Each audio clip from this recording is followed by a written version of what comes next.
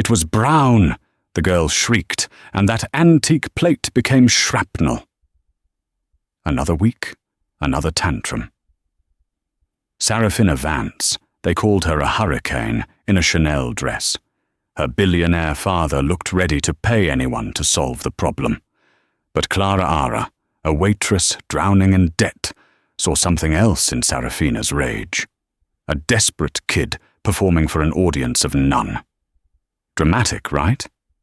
See, what they don't know is how Clara Ara's sharp eyes and quiet empathy will cut through the noise. She doesn't care about the Vance's money games. But she will soon. One quiet act of defiance, a simple refusal to play along, and everything will change. Because underneath the spoiled brat act, Serafina is just waiting for someone to see her. The press called her the uncontrollable heirs. Her father, Alistair Vance, was at his breaking point. He had tried everything except her, a 23-year-old waitress named Clara Ara Jenkins, who was 2 months behind on rent and didn't know the difference between Mason and Melamin. And she was about to do the one thing no one else dared. She was about to say no. The Cornerstone Bistro wasn't the kind of place you read about in luxury magazines, but it had its own quiet dignity. Located just far enough from Fifth Avenue to be affordable, it served lawyers on a lunch break and artists nursing a single coffee for hours. Clara Jenkins knew them all. At 23, she moved with an efficiency that bordered on grace, her mind often miles away, calculating the interest on her student loans or dissecting a theory from the psychology textbook she kept under the counter. Clara Ara was an observer. She saw the tremor in a businessman's hand before he ordered a double espresso, the worn-out look of a new mother before she asked for the check. Her life was a study in controlled chaos. 2 jobs, night classes at Hunter College, and an apartment shared with 2 other aspiring somethings. She was tired, but she wasn't broken. The name Alistair Vance was one she only knew from the covers of Forbes and the Wall Street Journal. He was the king of Silicon Alley, a man who had built Vance Industries from a garage algorithm into a global tech empire. He was also famously a recluse since his wife Isabella had died in a tragic riding accident 2 years prior. But the name Serafina Vance was known by a different, more notorious circle. The exasperated staff of New York's elite. The girl was a legend. Expelled from the Pembroke Academy for setting off the fire alarm with a high-powered laser, fired a staff of 12, including a Michelin star chef, by claiming they were poisoning the air. She was 10 years old and had more confirmed victories against authority than a small-time dictator. Clara Ara knew all this because Mr. Henderson, a regular who managed a high-end nanny service, would often sit at her counter, nursing a scotch and lamenting his inability to staff the Vance penthouse. "The girl's a viper, Clara Ara," he'd muttered just last week. "Smart as a whip, but pure venom." "Vance is offering $500,000 a year. No takers." Not anymore. It was a rainy Tuesday, the bistro half empty when the door chimed. A man in a simple, impeccably tailored black suit stepped inside, followed by a small girl who seemed to vibrate with a furious energy. Clara Ara recognized him instantly. Alistair Vance looked less like a king and more like a man held hostage. His eyes, famous for their piercing intensity in boardrooms, were exhausted. The girl, Serafina, was a stark contrast. Her dark hair was pulled back in a severe ponytail, and she wore a private school uniform that Clara Ara recognized as belonging to the prestigious Dalton School. Clearly, she'd already landed somewhere new. "A table for 2, Alistair said, his voice quiet. "Of course, sir." "Right this way," Clara Ara said, leading them to a corner booth. The moment they sat, the performance began. "This seat is damp," Serafina announced, her voice high and clear. "It's not, Sarah," Alistair sighed, not even looking. "It is," she insisted. "I can feel it. It's disgusting." "And this light," she said, pointing to the Art Deco fixture above. "It's buzzing. It's giving me a headache. I can't eat here." "Sarafina, please just for 20 minutes." "No, this water," she said, lifting the glass Clara had just filled. "It tastes like metal. Are you trying to poison me?" Clara watched, not with annoyance, but with a strange clinical fascination. This wasn't a tantrum, it was a script. It was a structured, deliberate campaign of control. The girl wasn't angry, she was working. "I can bring you bottled water, miss," Clara offered calmly. Sarafina narrowed her eyes, unused to the lack of fluster. "I don't want bottled water. I want the water you get at the penthouse from the springs in Norway. This is just tap." "It is," Clara agreed, not rising to the bait. "It's New York's finest, filtered twice." Alistair looked up, surprised. Clara held his gaze for a second, then turned back to his daughter. "My name is Clara. I'll be taking care of you. Can I get you a clear's throat, different glass of our finest tap water?" Sarafina stared at her. The air crackled. This was the moment where presumably nannies burst into tears or managers rushed over with apologies. Clara just stood there, notepad in hand, patient as a stone. "I," Sarafina said, her voice dropping, "want a grilled cheese, but I want it on 9-grain bread, not white. And I want the cheese to be Gruyere, but not aged Gruyere, and the crusts cut off. Not in triangles, in squares. And if it's even a little bit brown, I'm sending it back." "All right," Clara said, writing it down. 9-grain, young Gruyere, crusts off squares, not too brown. Got it. And for you, sir." Alistair Vance looked at Clara like he was seeing a ghost. "Just a black coffee. Coming right up." Clara walked away. She could feel the girl's eyes on her back. 10 minutes later, she returned. She placed the coffee before Alistair and a plate in front of Sarafina. It was perfect. 9-grain bread, lightly toasted with 4 perfect pale yellow squares of sandwich. Sarafina inspected it. She picked one up. She sniffed it. She turned it over. She put it back down. Then, with a sudden, violent motion, she clears throat, swiped her arm across the table, sending the plate, the sandwich, and her full glass of water crashing onto the floor. The bistro went silent. "It was brown," Sarafina hissed, her face pale. Alistair Vance slumped in his seat, the defeat total. He put his head in his hands. "I'm sorry," he whispered to the floor. "I'm so sorry." Clara didn't look at Alistair. She didn't look at the shattered plate. She looked right at Sarafina. Clara felt the eyes of the entire restaurant on her. She saw her manager, Dave, storming out of the kitchen, his face a thundercloud. This was it. This was the moment she got fired for a spoiled brat's tantrum. "Mr. Vance," Dave began, but Clara put a hand up, a small gesture that somehow stopped him cold. She knelt, grabbing a stack of napkins from a nearby station. She didn't start cleaning the big, obvious mess. She picked up a single wet crust of bread from the floor. She looked at it, then at Sarafina. Alistair was already pulling out his wallet, a thick black Amex card sliding into view. "I'll pay for it. All of it. The plate, the food, I'll pay for everyone's meal. I'm so sorry." "It was brown," Sarafina repeated, but her voice was smaller now. The explosion was over, and the fallout was just silence.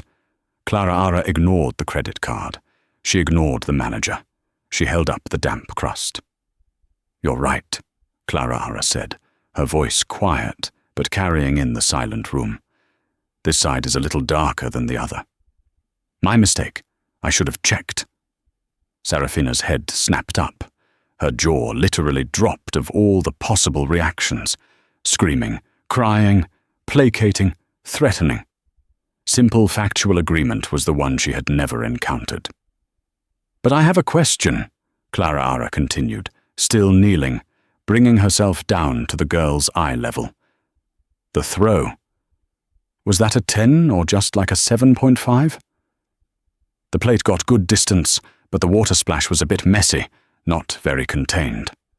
Alistair's head rose from his hands. Dave, the manager, looked like his brain had short-circuited. Serafina was speechless. She just stared. "I'm just saying," Clara Ara said, starting to gather the broken ceramic pieces. "If you're going to make a scene, it should be epic. That was okay. A little derivative of the table flip trope. You seem smart. I bet you could come up with something more original." A tiny, almost invisible flicker of a smile played on Serafina's lips before she snuffed it out. "Shut up," she muttered. "I'm serious," Clara Ara said, standing up. "All that energy and for what? A wet floor. Lame. Now, are you still hungry, or was that just performance art?" "I'm not hungry." "Okay, then you'll just have to sit there while your dad drinks his coffee, which, by the way, is getting cold." Clara Ara calmly cleaned up the mess. She brought Alistair a fresh coffee and a new glass of water for Serafina. She didn't apologize. She didn't coddle. She just was. For the first time, Serafina Vance was silent. She didn't complain about the light. She didn't tap her feet. She just sat there watching Clara Ara wipe down the booth, her expression one of profound and utter confusion. Alistair drank his coffee. He paid the bill, which included a generous but not obscene tip for the broken plate, and stood up. "Thank you," he said to Clara Ara. His voice was hoarse. "It's my job," she said. As they walked to the door, Serafina looked back over her shoulder. Her eyes met Clara Ara's. Clara Ara gave her a small, non-committal sea shrug. Serafina didn't smile, but she didn't scowl. She just looked. An hour later, as Clara Ara was finishing her shift, Dave called her into the office. "I don't know what that was, Jenkins," he said, rubbing his temples. "But my heart can't take it. Don't do it again." "Do what?" "Whatever that was. Just here." He handed her the phone. Alistair Vance's personal assistant called. "She wants you to call this number. Said it's urgent." Clara Ara looked at the piece of paper. It wasn't just a phone number. It was a summons. She felt a cold pit of dread in her stomach. She was either about to be sued or offered something she couldn't possibly handle. She wasn't sure which was worse. That evening, from her cramped apartment, she made the call. "Miss Jenkins, Mr. Vance would like to see you. His car will be outside your building in 1 hour." It wasn't a question. Clear's throat. An hour later, a black, gleaming Mercedes S-Class, the kind that whispered of silent old money, was parked at her curb. As she got in, she felt like she was stepping into another dimension. The car pulled away, heading uptown towards the park, towards the kind of wealth that didn't just buy things, but bought people.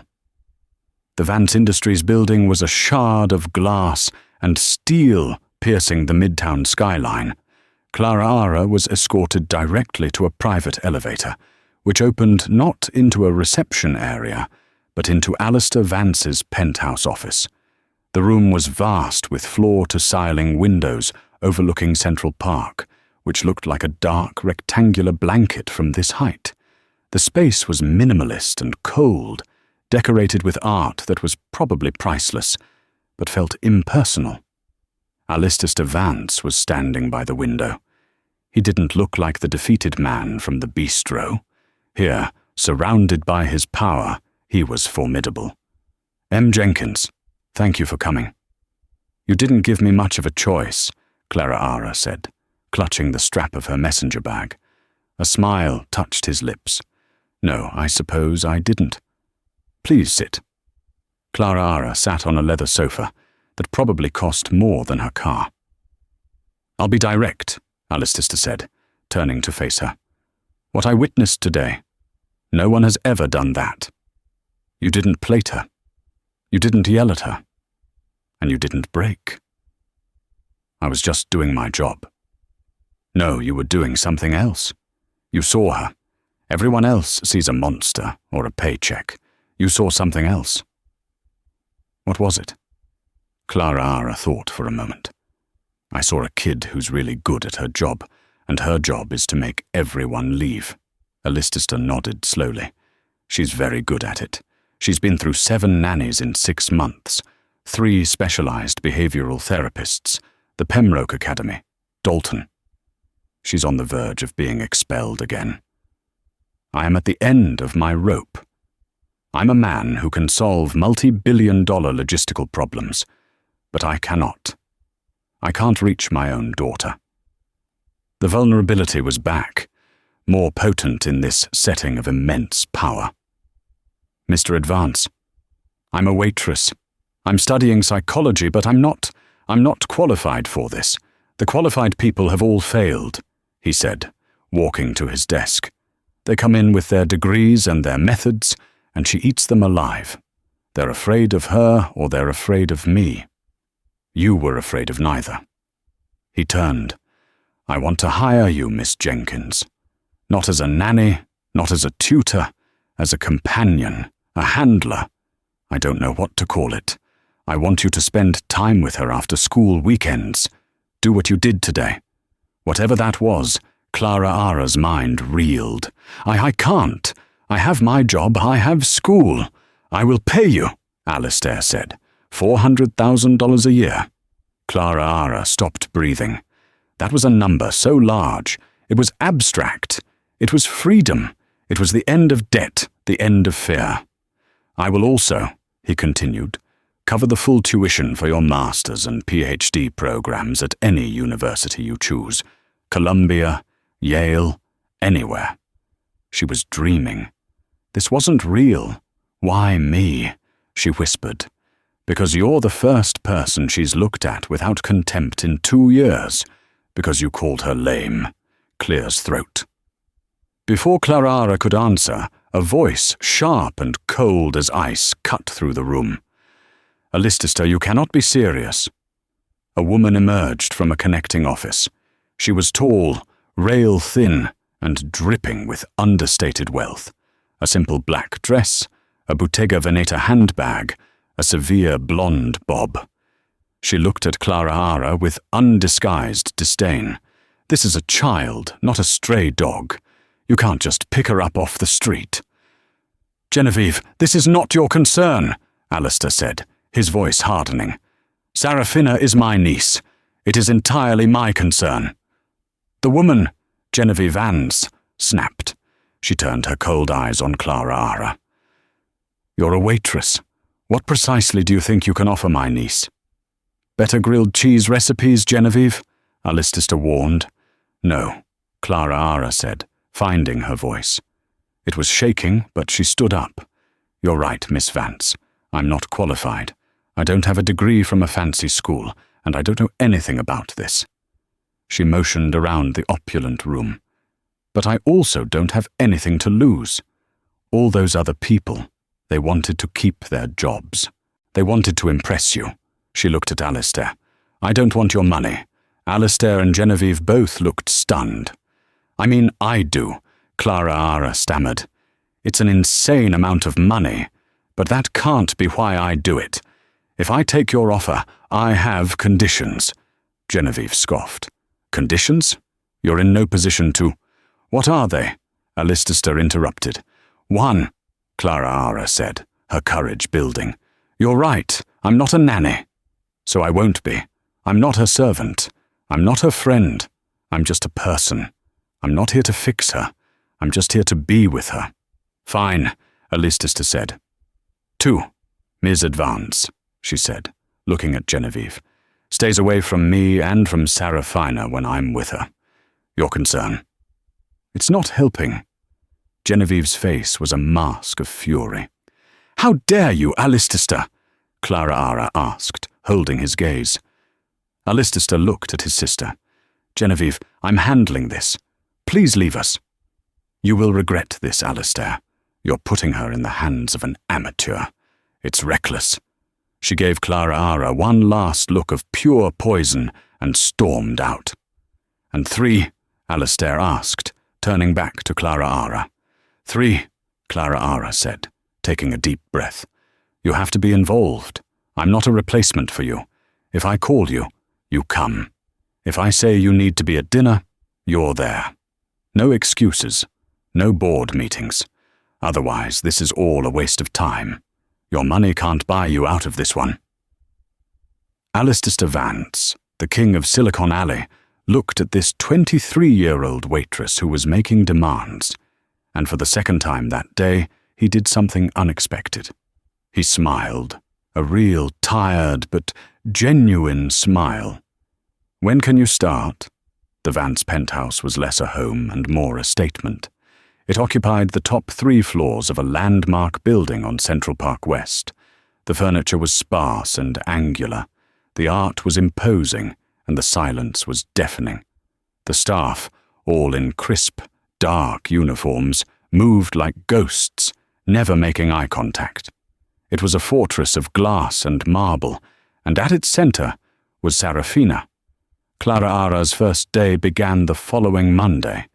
She had quit her jobs, her final Hunter College exams, suddenly a distant memory.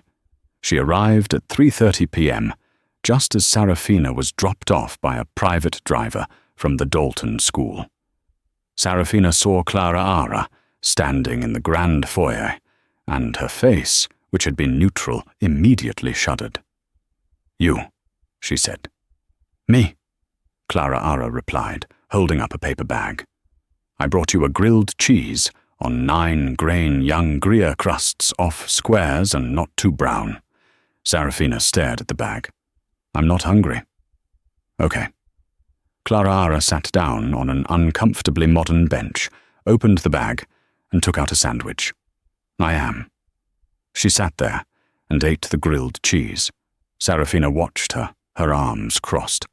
You're not supposed to eat here, Sarafina said. Where am I supposed to eat? In the kitchen with the staff. Your father hired me as a companion, not starve, Clara Ara said, taking another bite. Besides, this bench is well. It's terrible, but it's here. Want a bite? No, I have homework. Sarafina spun on her heel and marched up a floating glass staircase. Okay, I'll be down here, Clara Ara called after her. For 3 hours, Clara Ara sat in the foyer.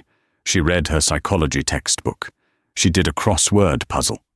She explored the first floor, noting the distinct lack of anything personal. There were no photos, no clutter, no life. At 6:30 p.m., a chef quietly announced that dinner was served. Clara Ara went to the dining room, a cavernous space with a table that could seat 30. 2 places were set, one at each end. Sarafina appeared, sat down, and unfolded her napkin. Clara Ara sat at the opposite end. Could you pass the salt? Clara Ara asked. The salt shaker was a good 20ft away. Sarafina looked at her, then at the salt, then back at her. No. Okay. Clara Ara got up, walked the length of the table, got the salt, and walked back. They ate in silence. The food was exquisite. Pan-seared scallops with a saffron risotto. Sarafina picked at hers. So Clara said, What's the deal with this school, Dalton? Better or worse than Pembroke? It's boring, Sarafina said. What's boring about it? Everything. The teachers are stupid. The kids are stupid. Everyone's stupid. Yes. Must be lonely being the only smart person in the whole building. Sarafina's fork paused halfway to her mouth. You're stupid, too. Probably. Clara Ara agreed. I'm failing my advanced statistics class. It's brutal. But I'm pretty good at spotting a liar. Sarafina put her fork down. I'm not lying. You are. You don't think they're stupid. You think they're something else. But stupid is a good word. It's a shield, shuts people up, makes them stop asking questions. Sarafina stood up. I'm done. She walked out. This was the pattern for the first week. Sarafina would test. Clara would deflect. Sarafina would insult. Clara would agree and reframe. Clara was a living, breathing wall of neutral calm, and it was driving the girl insane. She was used to explosions. Clara offered only echoes. The second week, Sarafina escalated. Clara arrived to find her in the library. I'm learning about a new startup, Sarafina announced. It's called Lingo Leap. It's an AI-based language tutor. Cool. Clara said, My father is thinking of investing. He wants my opinion. I'm supposed to be practicing my French with it. Would you like to listen? I don't speak French, Clara said. Exactly, Sarafina said, a cruel little smile playing on her lips. She tapped her tablet, and a stream of rapid, perfect French filled the room. Then she turned to Clara. What do you think of its inflection? Clara knew this game. It was a humiliation ritual. Sounds French. It said, Sarafina said, her voice dripping with condescension, that only an uneducated, lower-ass imbecile would wear cheap shoes like yours. It's wondering if you bought them at a thrift store. Clara looked down at her simple, worn-out sneakers. They're from a thrift store, actually. Good eye. But that AI is wrong. Wrong? Yeah, my shoes aren't cheap. They were 50 cents. That's inexpensive. There's a difference. Now, what else can it say? Sarafina's smile vanished. The trap hadn't sprung. It's done. Clara nodded. Okay. Well, my uneducated self is going to go rid. Let me know if you want to teach me any more swear words. She left Sarafina sitting in the library fuming. The breakthrough when it came was accidental. Clara was looking for a bathroom on the second floor when she passed a door that was slightly ajar. Music was coming from inside. It wasn't the sterile, classical music that sometimes played in the halls. It was raw, complex piano. Someone was playing and making mistakes. They'd play a difficult passage from a Chopinitude, stumble, curse under their breath, and start again.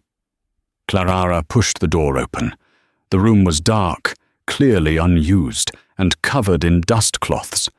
Everything was shrouded except for a massive, gleaming Bozora grand piano, and sitting at it was Sarafina. She wasn't just playing. She was attacking the keys. Her small face knotted in a concentration so fierce it was almost painful. The music was beautiful, but filled with a desperate, lonely anger. She fumbled a chord, hit the keys with her fists, and saw Clara in the reflection. "Get out!" she shrieked, slamming the piano lid shut.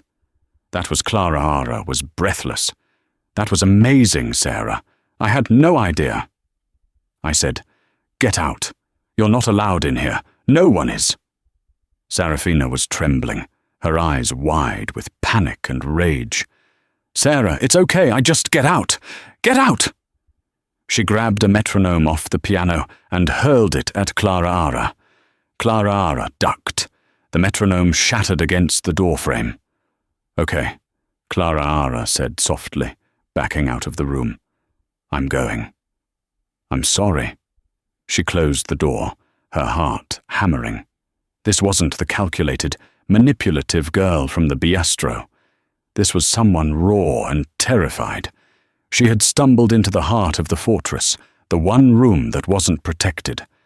She went downstairs to find Alistair, who had just come home. "Mr. Vance, I need to talk to you." "What is it? Did she break something?"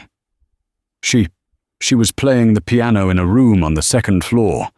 When she saw me, she panicked like I'd found a state secret." Alistair Vance's face went white.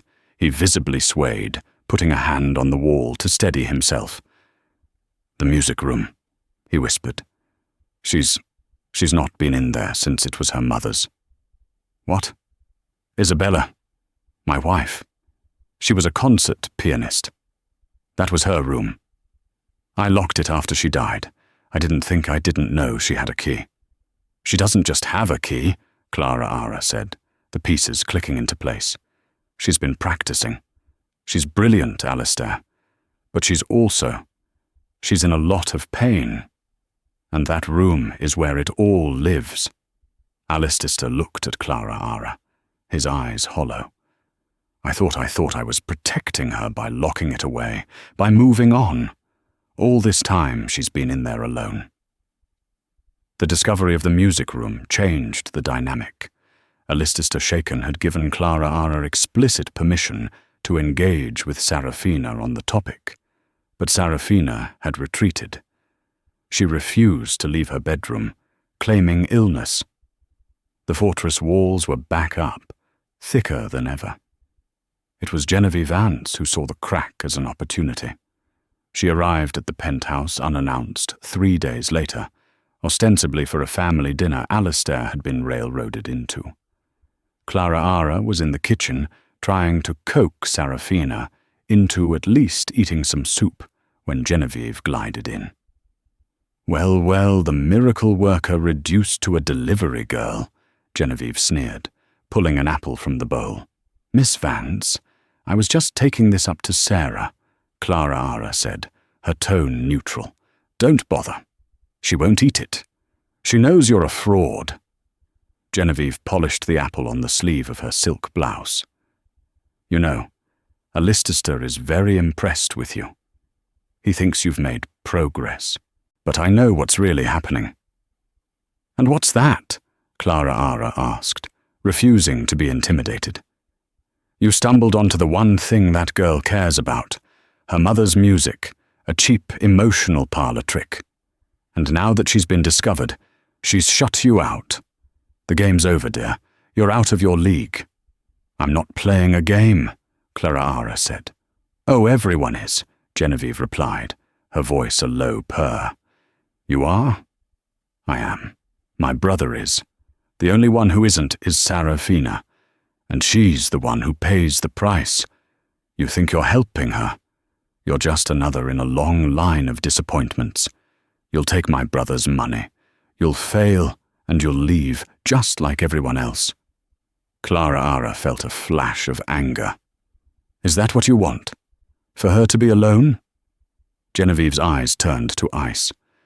"What I want is what's best for my niece, and that is stability, not a temporary, emotionally stunted college student." She took a delicate bite of the apple. "Alistair is too blind with grief and guilt to see it. He needs to cede guardianship to someone who can handle her, someone who understands her." "You," Clara Ara stated. "Of course me. I'm her family. Now run along with your little tray, but know this, I am watching you. And when you falter, and you will falter, I will be there to clean up the mess." The threat was clear. Genevieve wasn't just a concerned aunt. She was a predator circling, waiting for Alistair to fail so she could seize control of his daughter. And Clara suspected the massive trust fund attached to her. Clara left, her resolve hardened. This wasn't just about a troubled girl anymore. It was about protecting her. She knocked on Sarafina's door. "Sarah, it's Clara Ara. I'm leaving the soup out here. Your aunt's here, so I get it if you want to hide. She's terrifying." She heard a small huff from inside. Clara Ara sat down, leaning against the wall next to the door. "You know," she said, "she thinks I'm going to fail. She's probably right." The door opened a crack. Sarafina peeked out. "She's a harpy. That's one word for it." Clara Ara smiled. She told me I was out of my league. "You are," Sarafina said, but there was no venom in it. "I know. But here's the thing. I don't care about your dad's money. Yes, you do. Okay, I do. It's a lot of money. But I'm not here for the money. I'm here because I know what it's like to be the problem kid. Serafina opened the door fully. You? Oh yeah. When my mum left, my dad had to work 2 jobs. I was not great. I was angry all the time. I got into fights. I broke things. I wanted everyone to hurt as much as I did. So what happened? Sarah whispered. My neighbor, Mrs. Petro, an old Russian lady who smelled like mothballs and garlic. She didn't try to fix me. She just sat with me. She taught me how to play chess. And every time I'd act out, she'd just look at me real calm and say, that is a very loud move. But it is not a smart one. Find the smart move. Clara looked at her. Your aunt. She's making a very loud move, but you're smarter than she is. So what's the smart move? Serafina looked down the hall where Genevieve's sharp laughter could be heard. She told my father that I was the one who asked the chef to make the scallops. She knows I hate scallops. She's trying to make me look difficult. Is that true? Yes. She's always doing it. She suggests things to the starve. Oh, Sarah just loves that itchy cashmere sweater. Or Sarah finds bright colors so stressful. Then when I freak out, she looks at my dad with that. See? Look. Clara nodded. The web was more intricate than she'd thought. Genevieve wasn't just sabotaging the help. She was actively sabotaging Serafina, manufacturing the very behavior she claimed to be so concerned about. So the smart move, Clara said, is not to freak out. Let's go down to dinner. I don't want to. I know, but we're not going to give her the satisfaction. And I have an idea. Clara and Serafina walked into the dining room. Alistair looked relieved. Genevieve looked surprised. Serafina, darling, you're feeling better. I was so worried, Genevieve gushed. I'm fine, Aunt Genevieve, Serafina said, taking her seat. The main course was served. It was dark. Oh, wonderful, Genevieve trilled. I told the chef this was your absolute favorite, Serafina, just like your mother used to make. Alistair flinched. The mention of Isabella at the dinner table was a taboo. Serafina froze. Clara could see the storm gathering, the clenched fists, the tightening jaw. This was the trap. If Serafina exploded, Genevieve won. Clara caught Serafina's eye. The smart move. Serafina took a deep breath. She picked up her knife and fork. Actually, Aunt Genevieve, she said, her voice perfectly level. Mum never made duck. She hated it. You were the one who always ordered it. She took a small bite. But this is acceptable. Genevieve's smile froze on her face. Alistair looked from his daughter to his sister, a flicker of understanding dawning in his eyes. Clara hid her smile behind her napkin. Phase 1 was complete, but as Genevieve watched Clara across the table, her eyes were no longer just disdainful. They were filled with pure, calculated hatred. The game had just seriously begun. The small victory against Genevieve bought Clara a new kind of currency with Serafina. Trust. It was fragile, but it was there. Serafina started talking, not about anything deep. She talked about her classes, about a stupid boy at school, about a graphic novel series she loved called The Ethereum Chronicles. Clara went out and bought the first volume. You're reading it? Serafina asked, skeptical. Yeah, that plot twist with Commander Valerius. Did not see that coming, Clara said. A real, genuine smile bloomed on Serafina's face. It transformed her, making her look for a second like a normal 10-year-old. The piano, however, remained the elephant in the house. The door to the music room stayed closed. Your father, Clara said gently one afternoon, he told me it was your mum's room. Clear's throat. Serafina's smile vanished. So you play just like her?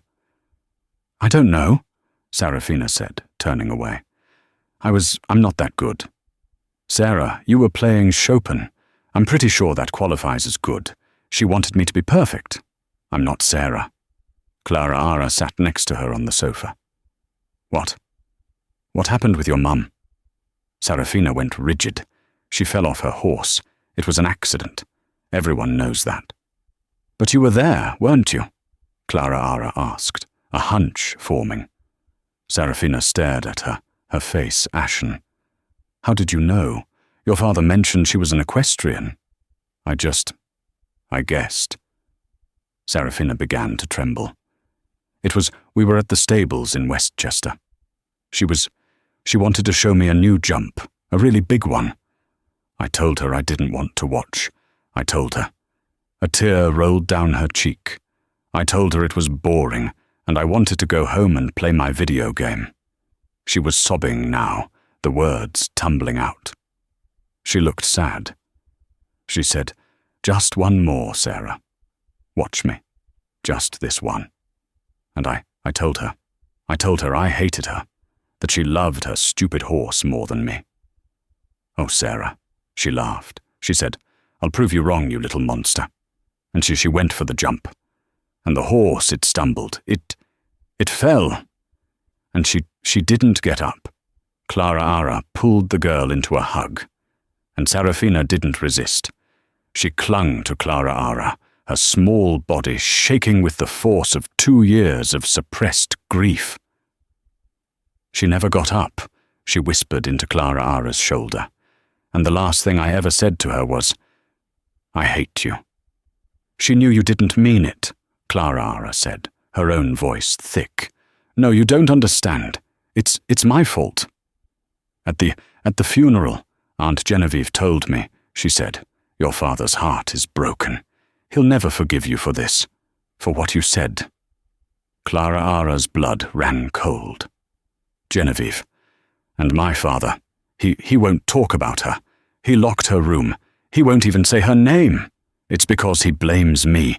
He hates me. And he's right. This was it.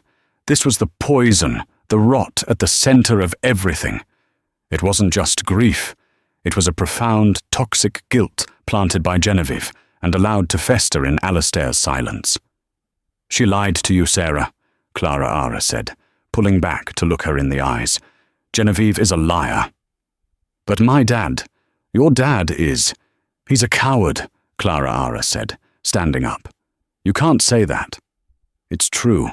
He's so broken by his own grief that he can't see yours. He's not staying silent because he blames you. He's silent because he thinks if he doesn't say her name, it won't hurt. He's wrong. And we're going to tell him." "No, I can't."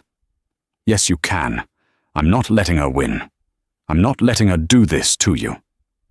Clara Ara grabbed her phone and dialed Alistair. "You need to come home now." "Clara Ara, I'm in the middle of I don't care if you are negotiating peace in the Middle East. Serafina needs you. Get here now." She hung up. 25 minutes later, Alistair Vance burst into the penthouse, his face pale with panic. "What's wrong? Is she hurt? What happened?" He found them in the living room. Serafina was sitting on the sofa, her face red and swollen from crying. Clara Ara was standing opposite her like a sentinel. "What is this?" Alistair demanded. "She needs to tell you something," Clara Ara said. "And you need to listen." Alistair looked at his daughter. "Sarah, what is it? What's wrong?" I Serafina stammered, looking at Clara Ara, who nodded. "I killed her," Serafina whispered. Alistair's face crumpled. "What? What are you talking about, Mum?" Serafina sobbed. "I told her I hated her, and she fell. It's my fault. I know you blamed me," Aunt Genevieve said. "Genevieve." Alistair's voice was a dangerous whisper. He knelt in front of his daughter. "Sarah, look at me. What did Genevieve tell you? That you'd never forgive me?" that I broke your heart." Alistair Vance let out a sound of such profound anguish that Clara had to look away. He pulled his daughter into his arms, burying his face in her hair. "Oh my God," he choked out. "Sarafina, no. No. It was an accident. A terrible, stupid accident. It was my fault. I should have been there. I was at the office. I've never blamed you. Not for 1 second. But you locked her room. You never talk about her." "Because I was a fool," he said, his voice cracking. I thought I was protecting you. I couldn't looking at her things, hearing her music. It hurt too much. I've been so stupid." "Oh, Sarah, I'm so sorry. I'm so sorry. For the first time in 2 years, father and daughter were not a billionaire and his problem, but just a family grieving. They wept together in the cold, sterile living room, holding on to each other." Clara quietly slipped out, giving them space. She went to the kitchen and made them tea, her hands shaking. This was the impossible thing. It wasn't about schedules or discipline. It was about lancing the wound. Later that evening, Alistair found Clara. His eyes were red, but he looked lighter. "I don't," he started, his voice thick. "I don't have words to thank you." "Don't thank me," Clara said. "Just don't stop. This is the beginning. She needs you." "I know." He reached into his pocket. "I want you to have this." He handed her a key, a small, ornate brass key. "It's the key to the music room," he said. I think it's time there was music in this house again. I'd like you both. I'd like you to open it. She already has a key." Clara smiled. "But this one will be better." The following weeks were like spring after a long, bitter winter. Alistair, at Clara's insistence, started scheduling Sarah time in his calendar, and he kept it. They had dinner together every night. They went to the park. He even awkwardly sat and watched her play the Ethereum Chronicles on her console. And the music room, the door was now always open. Sarafina and Clara would spend hours in there.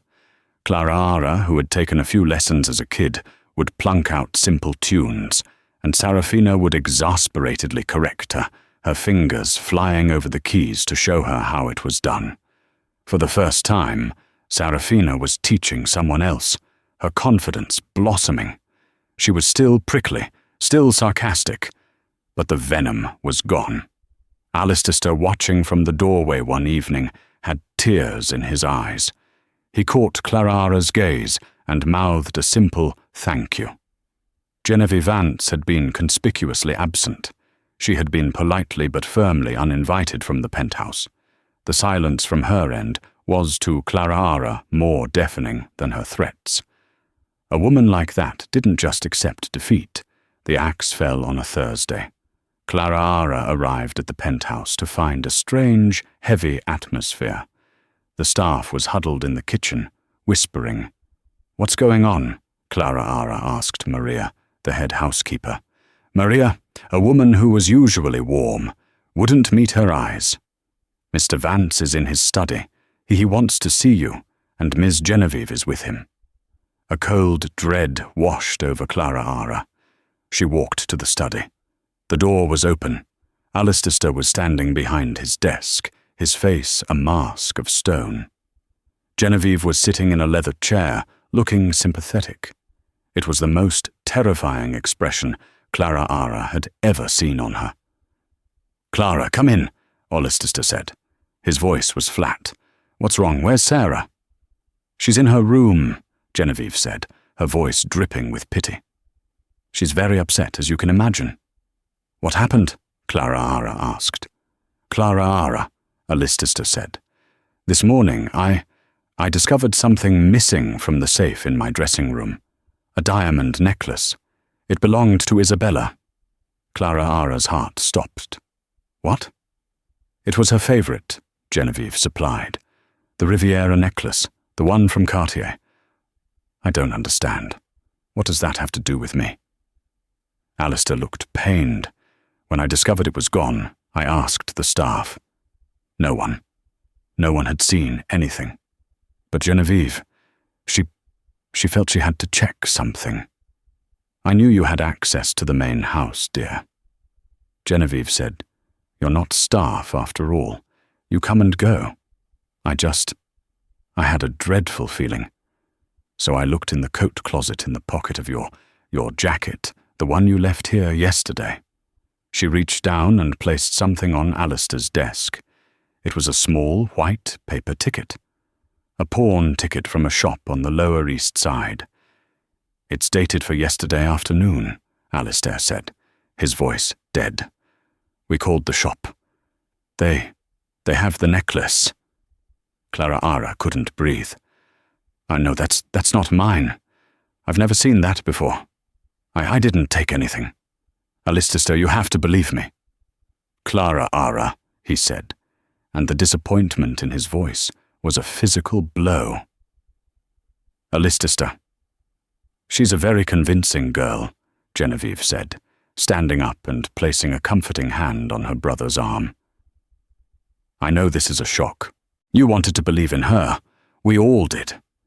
But she's from a different world. The temptation. Clears throat. That necklace is worth over $1 million.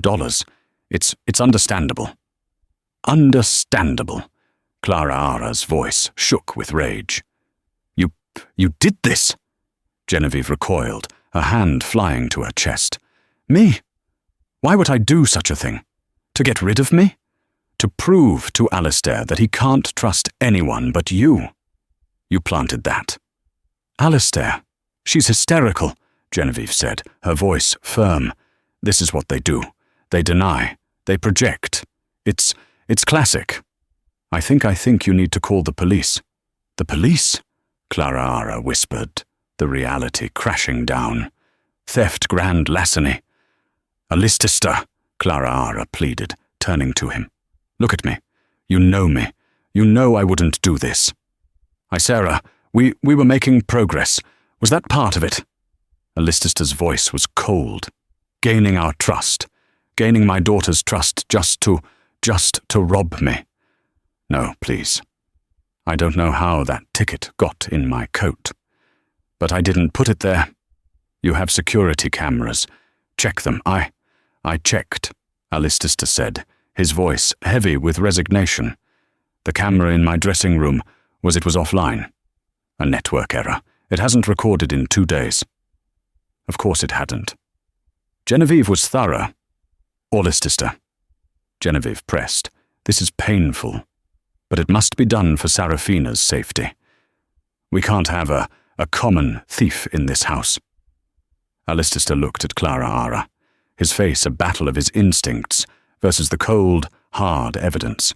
He picked up his phone. No, he said. I'm not calling the police. Not yet. Alistair Clara Ara, he said. Your services are no longer required. Please just go. Give me back my house keys. I will deal with the necklace. He was firing her. He wasn't having her arrested, but he was. He was throwing her away. He thinks I did it, Clara Ara thought, her mind numb. After everything, he thinks I'm a thief. Tears streamed down her face. It wasn't about the job or the money. It was the betrayal. It was the fact that Genevieve had, in the end, won. Okay, Clara Ara whispered, pulling the keys from her bag. She placed them on the desk. I didn't do it. And tell Sarah. Tell her I'm sorry.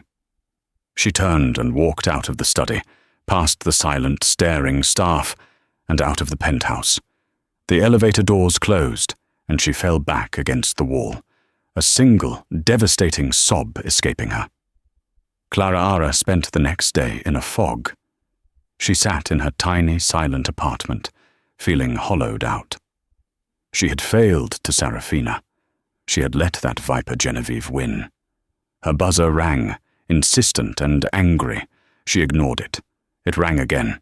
Finally, she hit the intercom. Go away. Open the door, you idiot. It's freezing. It was Sarafina. Clara buzzed her in. A moment later, the girl was at her door alone, her face red with cold and fury. "Sarah, how did you get here? You're supposed to be in school." "I took a cab," Sarafina said, pushing past her. "My father is and my aunt is a liar." Clara stared at her. You don't think I did it?" "Obviously not." Sarafina scoffed. "Stealing is a loud move and stupid. It's something she would do. She thinks I'm just a kid who plays piano. She forgot I'm my father's daughter." "What do you mean?" Clear's throat.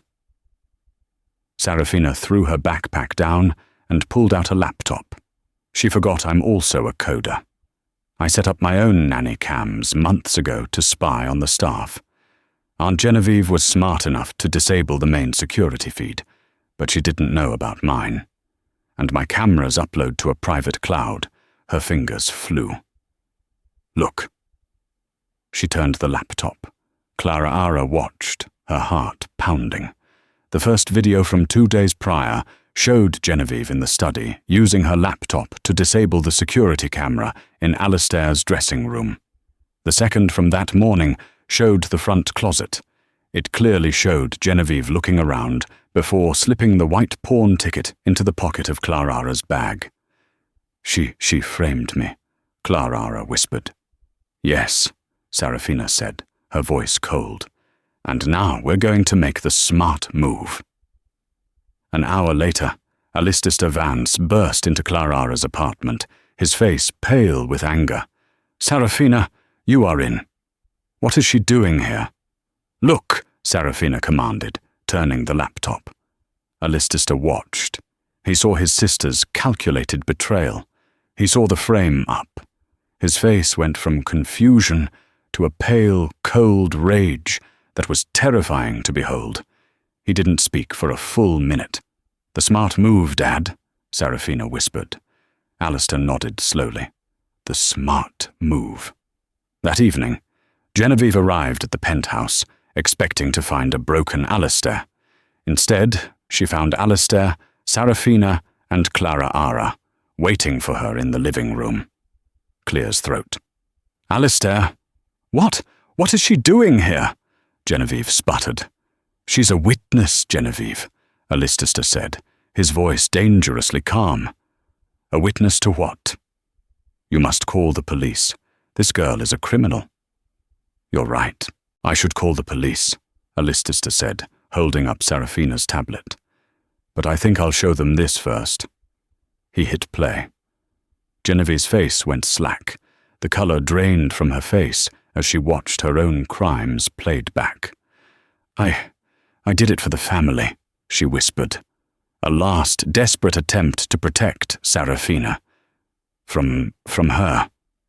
"You did it for her trust fund," Alistair said, his voice like steel. "You poisoned my daughter with guilt, and you tried to frame an innocent woman. Get out, Alistair. Please, I'm your sister. You were my sister. Get out of my house. My lawyers will be in contact. If you ever try to contact me or my daughter again, I will release these videos to the district attorney, and I will bury you." Genevieve, hollowed out and defeated, turned and fled. The door closed, leaving a profound silence. Alistair turned to Clara, his face etched with shame.